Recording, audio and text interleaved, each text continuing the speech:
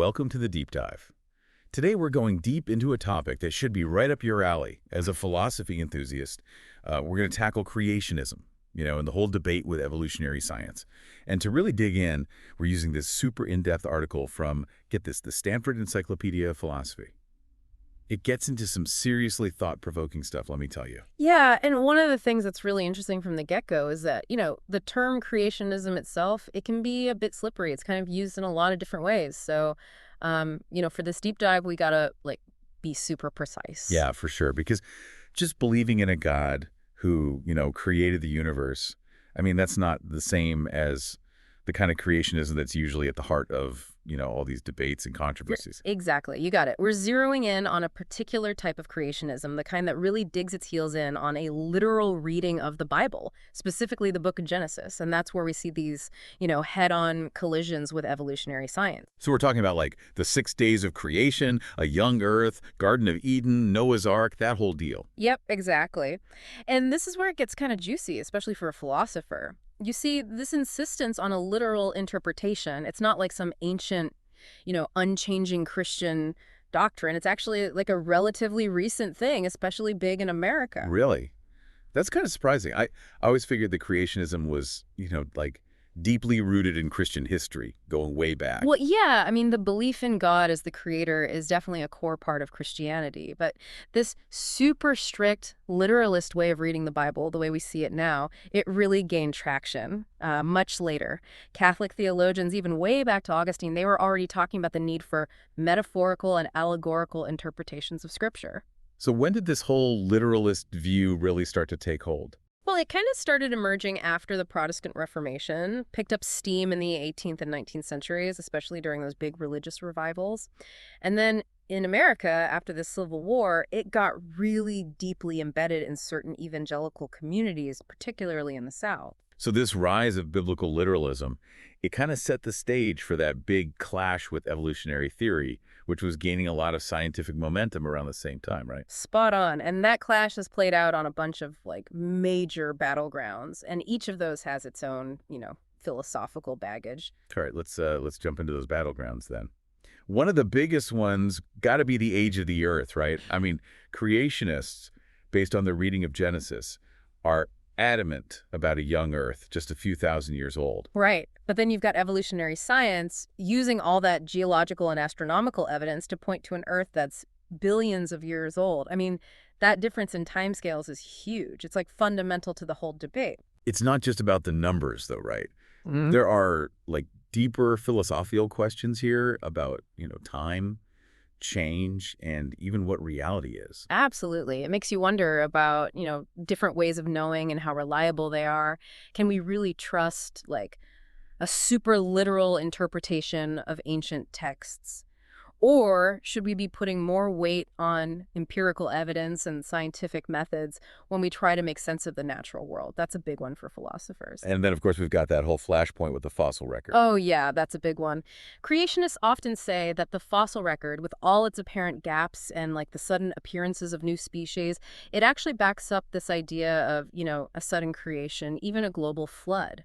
So they're saying the layers of fossils, they aren't a record of gradual evolution over millions of years, but they're actually evidence of some catastrophic event like Noah's flood, which just kind of dumped everything there all at once. That's the gist, yeah. They're saying that the order we see, simpler organisms lower down and then more complex ones higher up, that reflects, the order in which they got wiped out by the flood.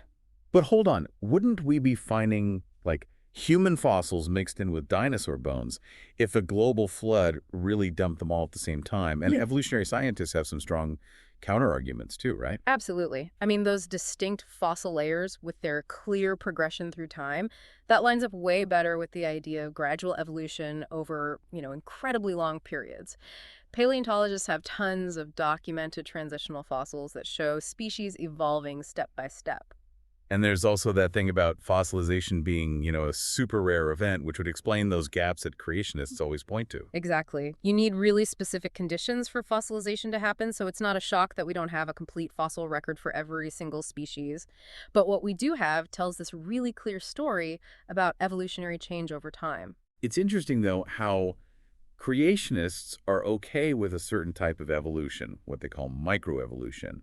But when it comes to macroevolution, the idea of common descent, that's where they draw the line. Yeah, that distinction is super important to their argument. They might be fine with, like, small changes within a species, like bacteria developing resistance to antibiotics, but they say, nope, that's where it ends. This whole idea that all life came from a single ancestor, that's a no-go for them. It's like they're saying there's a wall between these kinds, as they put it, a wall that evolution just can't get over. Right. And for a philosopher, that brings up some really cool questions about, how we categorize things in nature, where the boundaries are. Are these kinds real objective categories, or are they just things we've made up, to make sense of this super interconnected web of life? And then there's another big sticking point, natural selection. Creationists often say that random mutations just can't lead to the incredible complexity we see in life. It's like, saying a monkey randomly hitting keys on a typewriter could write Shakespeare. That argument kind of misses the point about how natural selection really works. I mean, yeah, mutations happen randomly. It's not like an organism can just decide, hey, I need a mutation. But natural selection, that acts like a filter, a really powerful one. So it's not just random chance at play. If a mutation is beneficial, if it helps an organism survive and reproduce, then it's more likely to be passed down to the next generation. That's it. Think of it like building something complex step by step. You keep the pieces that fit, toss the ones that don't. Over time, this whole process of selection can lead to these incredibly intricate adaptations. It's wild how this seemingly blind process can lead to such elegant and functional designs. It is, isn't it? And for a philosopher, this raises some seriously deep questions about design itself. Can design really emerge from a process that doesn't involve, like, a conscious designer? Can you get order from what looks like randomness? Those are questions that have kept philosophers busy for centuries, way before Darwin came along. Totally. And the theory of evolution, it's added this whole new dimension to those questions. It makes us rethink what we thought we knew about purpose in nature, about the idea that everything's leading toward a specific goal. Speaking of challenging traditional ideas, I got to bring up the Scopes monkey trial. That iconic image, the courtroom in 1925, debating evolution versus creation. Oh, yeah, the Scopes trial. It really put the debate on everyone's radar, even though it was more about whether it was legal to teach evolution, not so much about which side had the better science. And even though, the evolutionists technically won in court, the cultural and philosophical battle, that was far from over. For sure. The Scopes trial was a turning point. It showed how deeply divided people were, socially and philosophically, and those divisions are still around today. It also shows how science gets tangled up with politics and social agendas. That's got to be fascinating for a philosopher like you. Oh, absolutely. The Scopes trial and these ongoing debates about evolution, they remind us that science never happens in a vacuum. There's always a social context, and people interpret its implications through their own cultural and political beliefs. You can't escape that. And the creationist movement didn't just disappear after Scopes, did it? It came back even stronger in the 1960s with creation science. You're right. The publication of the Genesis flood in 1961, that was a huge moment. It was like they were trying to use science to back up a literal reading of Genesis, saying modern science actually proved the Bible right. It's like they were fighting fire with fire, using the language and methods of science to defend their religious beliefs. Exactly. And that raises some really interesting philosophical questions about the line between science and pseudoscience. Can you just call religious beliefs science by, like, throwing in some scientific terms or picking and choosing studies that support your view? That's a dangerous game, right? It's like saying astrology is science because it uses astronomical observations. Exactly. You have to look deeper at the methods, how solid the evidence is, and whether they're willing to change their minds if new discoveries come up. Okay, so let's dig into some of the specific things they argued in the Genesis flood. Hmm. For example, they said a global flood could explain the fossil record, with those different lawyers representing the order in which animals got, wiped out by the rising water. Yeah, that's their flood geology model. But, as we said before, it's got some serious holes. If you look closely at the fossil record, it doesn't actually support this idea of a single flood dumping all these creatures at the same time. And there's the whole issue of, like, the physics of a flood that big. Where did all that water come from? And where did it go afterward? Good questions. The flood model raises more questions than it answers. Geologists and paleontologists have pretty much debunked it. Another thing they argued was that the second law of thermodynamics, the one about entropy or disorder increasing over time, makes evolution impossible. They claim that life getting more complex actually breaks that law. That argument, it's another example of misusing scientific principles. The second law applies to closed systems, but Earth, it's an open system. It's constantly getting energy from the sun. So it's like saying a refrigerator can't make things cold because that breaks the second law, when really it's just moving heat around using energy from outside to do it. Precisely. Life on Earth uses the sun's energy to create order and complexity locally, even if the overall entropy of the universe is increasing. It's all about the nuances. You can't just pick and choose which scientific laws to use to fit your preconceived ideas. And that's where the philosophy comes in, right? Thinking critically, understanding the limits of different ways of knowing, and seeing when scientific concepts are being, twisted or misused. Absolutely. And it brings us to another huge moment for creation science, the Arkansas trial in 1981. This is where they literally put the definition of science itself on trial. The Arkansas trial. Oh, yeah, I think I remember reading about that. Didn't creationists try to force schools to teach creation science alongside evolution? Yep. They push for balanced treatment, saying creation science was just as legitimate as evolution and deserved equal time in classrooms. But the whole case boiled down to one question. Could creation science even be considered science? And what was the verdict? The judge, William Overton, said, nope, creation science is religion, not science.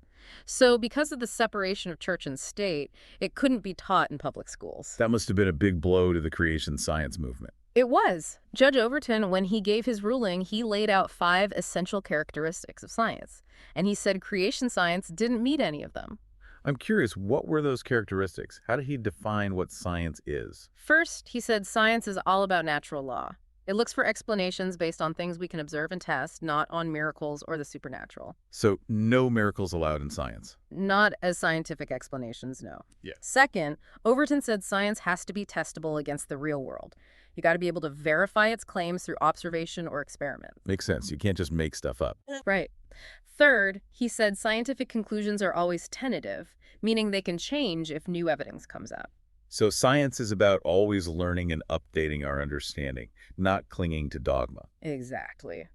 Fourth, science has to be falsifiable. There's got to be a way to prove it wrong, at least in theory. That's interesting. It's about being open to being wrong, which seems kind of weird, but it's key for science to move forward. It is. And last, Judge Overton said that scientific explanations have to stick to natural law. They can't rely on supernatural forces or interventions. So even though creationists try to use fancy scientific language, the judge saw through that and said their core beliefs were religious, not scientific. That's it. The Arkansas trial and Judge Overton's ruling set a legal precedent, making it clear that creation science, at least how it was defined then, couldn't be taught in public schools because it violated the separation of church and state.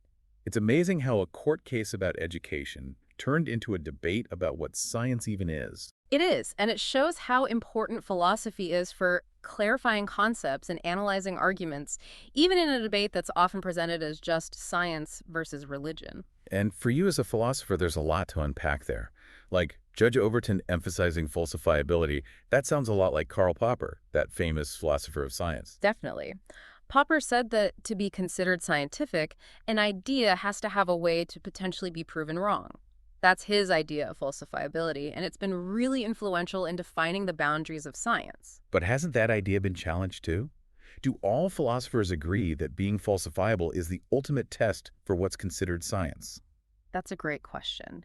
There's actually a whole debate going on among philosophers about whether falsifiability is a clear-cut way to separate science from non-science. So the line between science and non-science might be blurrier than we sometimes think. Some philosophers think so. They say there might be things we can know that are legitimate and valuable but don't fit neatly into Popper's idea. It's fascinating how these philosophical debates about knowledge end up having real-world consequences, like in court cases about what can be taught in schools. It really does. The Arkansas trial and all the philosophical discussions it started, they show how important philosophy is for shaping how we understand science, religion, and how they fit into society. And the Arkansas trial wasn't the end, was it? Mm. Creationists didn't just give up after losing in court. Nope, they didn't. After that legal setback, they kind of shifted gears. They started focusing more on the philosophy behind the debate, and people like Philip Johnson really led that charge. Oh, Philip Johnson. He's a big name in the intelligent design movement, right? Mhm. His book, Darwin on Trial, really brought the philosophical arguments against evolution into the spotlight. You got it. Johnson argues that the fight isn't just about scientific evidence, it's about different ways of seeing the world. He claims that evolutionary theory, because it relies on what's called methodological naturalism, inevitably leads to metaphysical naturalism, which is a philosophy that basically denies anything exists beyond the natural world. So Johnson's saying that even if you believe in God, accepting evolution will ultimately lead you down a path to atheism. That's one way to put it. He's essentially saying that if you buy into the methods of science, looking for natural explanations for things, you're automatically shutting the door on God or anything supernatural. But can't you accept the methods of science and still have religious beliefs? I mean, tons of scientists are religious, and they don't seem to have a problem reconciling their faith with their scientific work. That's a huge point of disagreement. Johnson would say that those scientists are either keeping their science and religion totally separate, or they're kind of doing some mental gymnastics to make two fundamentally incompatible worldviews fit together. It seems like he's giving people a false choice, science or religion, when maybe there are other ways to understand how they relate to each other. That's what a lot of philosophers and theologians say about Johnson. They argue that you can accept the methods of science without having to believe that nothing exists beyond the natural world. So you can believe that science is the best way to understand the natural world. But that doesn't mean you have to deny that a supernatural realm or divine action exists. Exactly. Methodological naturalism, which is basically the approach science uses to look for natural explanations for natural things, doesn't automatically mean you have to believe that nothing exists beyond the natural world. It sounds like Johnson's mixing up the methods we use to study the world with what we conclude about the ultimate nature of reality. That's a really important point, and it's something we need to explore more when we get into intelligent design theory and how it tries to bridge the gap between science and religion. That sounds like a perfect place to pick up in the next part of our deep dive. This is Mhm. getting really interesting. Welcome back to our deep dive into creationism. So, we were talking about Philip Johnson and how his critique of evolution goes beyond the science and gets into these big philosophical questions, like the nature of science and what it means for believing in God. Yeah, his argument is that accepting evolution, even if you're religious, eventually leads to atheism. But is that really true? I mean, does it have to be that way? Well, that's where things get super interesting, especially, for someone who's into philosophy. Like, one thing about Johnson, he doesn't really seem to engage with all the different theological arguments that people have made to try to fit evolution within, like, a Christian framework. Oh, you mean like how theologians have tried to bridge that gap between evolution and Christian beliefs? Tell me more about that. What are some ways they've tried to do that? Well, one way is to see miracles as exceptions to natural law, like moments where God directly steps in and does something. This lets you accept evolution as, the usual way life develops, but still leaves room for God to act in specific cases. So it's like God set up the universe with the laws of physics, and evolution is how those laws play out in biology, but God can still do miracles when he wants to. Exactly. Another way is to reinterpret miracles as natural events that, we just don't understand scientifically yet. So instead of seeing them as like supernatural stuff, maybe we'll eventually find natural explanations for them. So like the parting of the Red Sea could have been a super rare tidal thing, or the burning bush was caused by some weird atmospheric condition we haven't figured out yet. That's the idea. It's about recognizing that we don't know everything yet. And what seems like a miracle now might have a perfectly natural explanation once we know more. But I'm sure some theologians would say that trying to explain miracles with science is just like a fundamental mistake. Yeah, for sure. They'd say that miracles are on a different level of reality. They're not the kind of thing you can study scientifically, like physical stuff. They're more about spiritual truths than about empirical events. So trying to analyze a miracle scientifically would be like dissecting a poem to understand how it makes you feel. The wrong tool for the job. Exactly. It's about different ways of understanding reality. Science, which is all about natural explanations, might not be the best way to understand religious experiences or spiritual stuff. But Johnson doesn't seem to allow for any of those other interpretations, right? Yeah.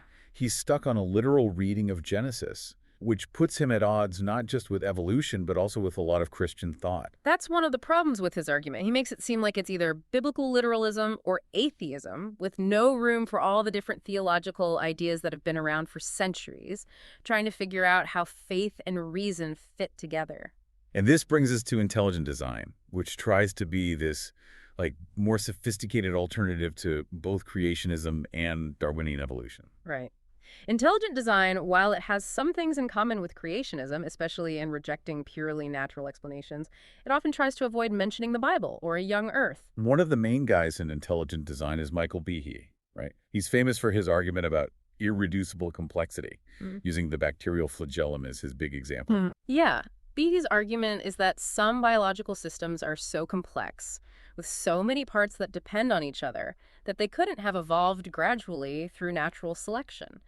He says they must have been designed all at once, as a complete unit. It's like a mousetrap where every part has to be there and working for it to function. Yeah. Take away one piece and the whole thing is useless. Exactly. B says the bacterial flagellum, that little whip-like thing that helps some bacteria move around, it's like a tiny outboard motor with all these intricate parts working together.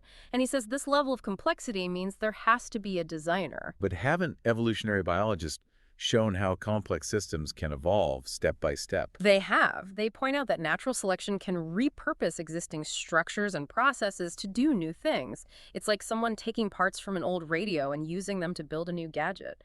Evolution doesn't have to invent everything from scratch. It can modify and repurpose what's already there. Oh yeah, like the Krebs cycle, that really complex metabolic pathway in cells that makes energy. It's a multi-step process with all these enzymes, but it turns out each part of the cycle was already doing something else and got gradually co-opted for energy production. The Krebs cycle is a perfect example of how evolution can build complexity by, tinkering with existing stuff. It's totally different from the top-down design that Behe's talking about. It seems like Behe's argument is kind of like that God of the gaps thing, Mm-hmm. where anything we don't understand scientifically right now must be the work of a designer. Yeah, that's a common criticism. Yeah. And it shows why it's important to remember that scientific knowledge is always changing. Just because we don't have a detailed explanation for how something evolved yet doesn't mean there isn't a natural explanation. And another problem with Behe's argument is like the timing of this supposed design.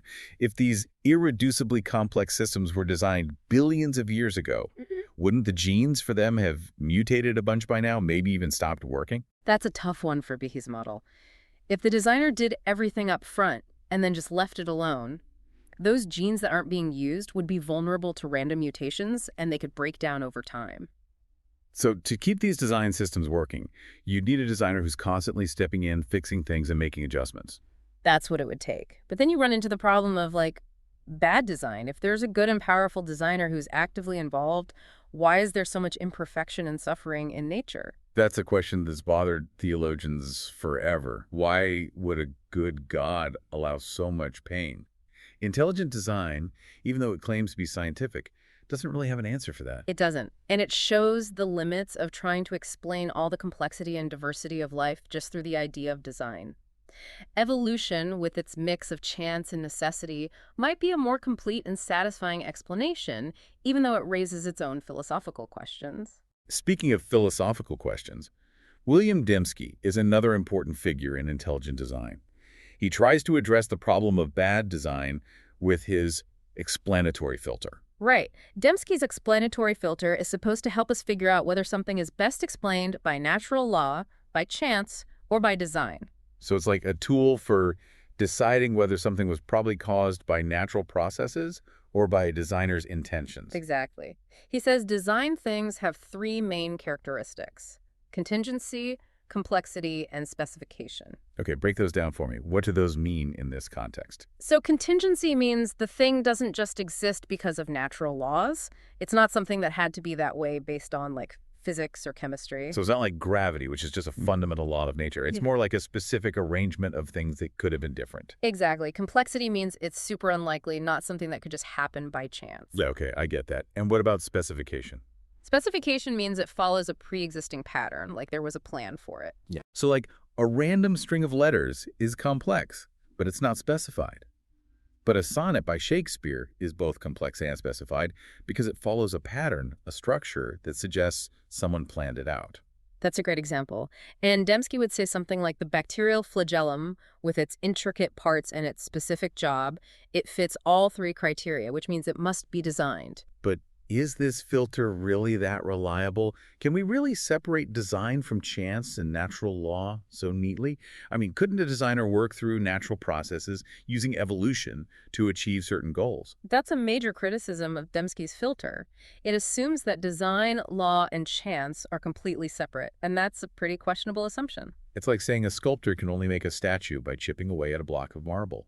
They couldn't use a mold or a 3D printer, even though those methods still involve design and intention. Exactly. This idea that design always has to be top-down, imposed from outside, it's a limited way of thinking that doesn't really appreciate how creative natural processes can be. So even if we say, okay, some things in nature are complex and specified, that doesn't automatically mean they were designed in the way Dembski thinks. Right. And it shows how important it is to understand the nuances of these philosophical arguments. Just because something looks designed doesn't mean it was designed by, like, a conscious being in a way that fits traditional religious beliefs.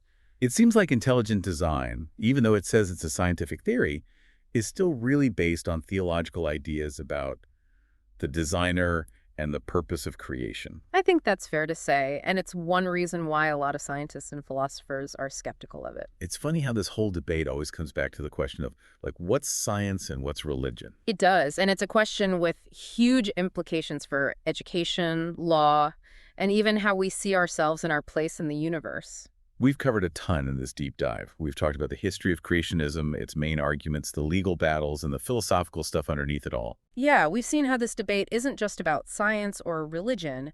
It's about worldviews, values, and those big questions humans have been asking forever. It makes us question what we think we know about knowledge, belief, and evidence.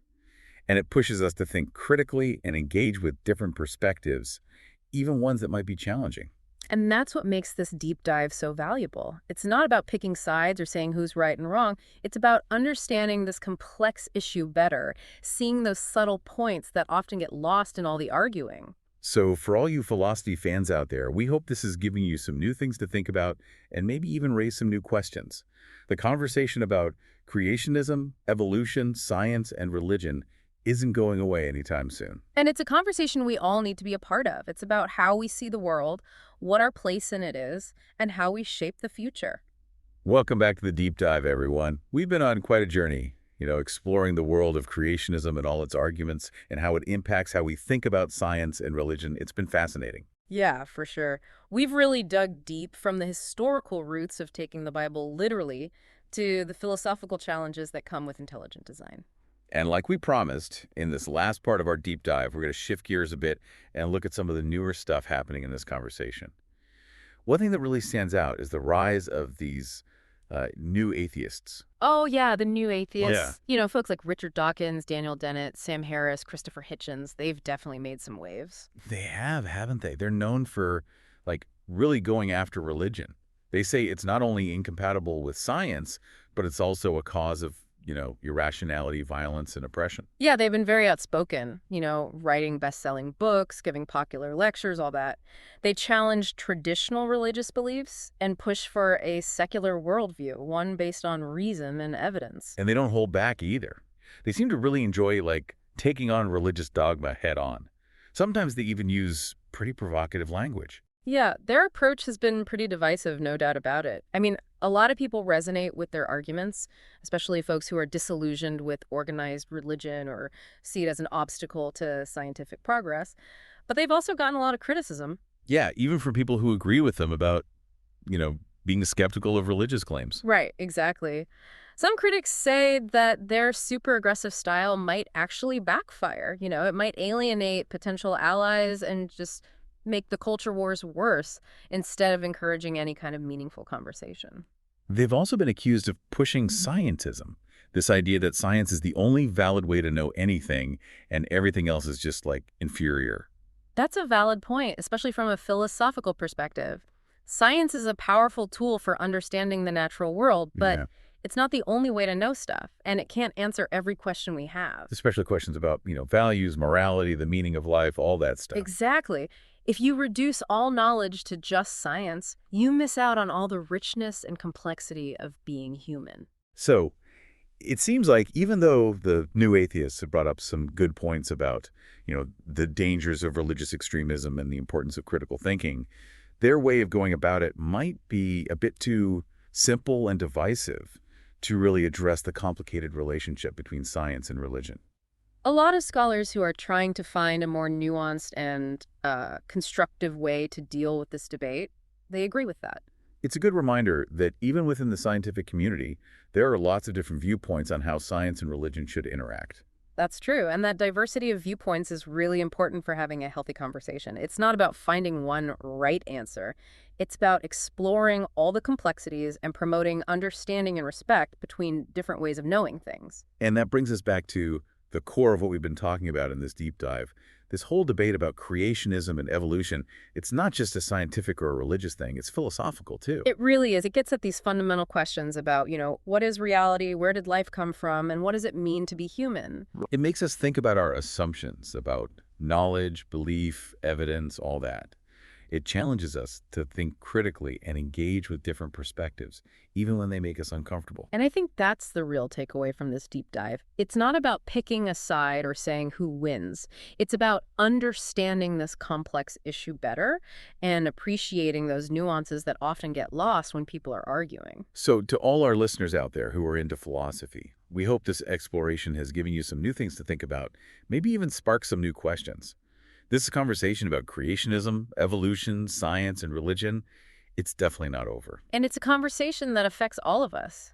It shapes how we understand the world, how we find our place in it, and how we build the future. Thanks for joining us on this deep dive into the world of creationism. Keep those brains working, keep asking questions, and keep exploring the fascinating world where science, religion, and philosophy meet.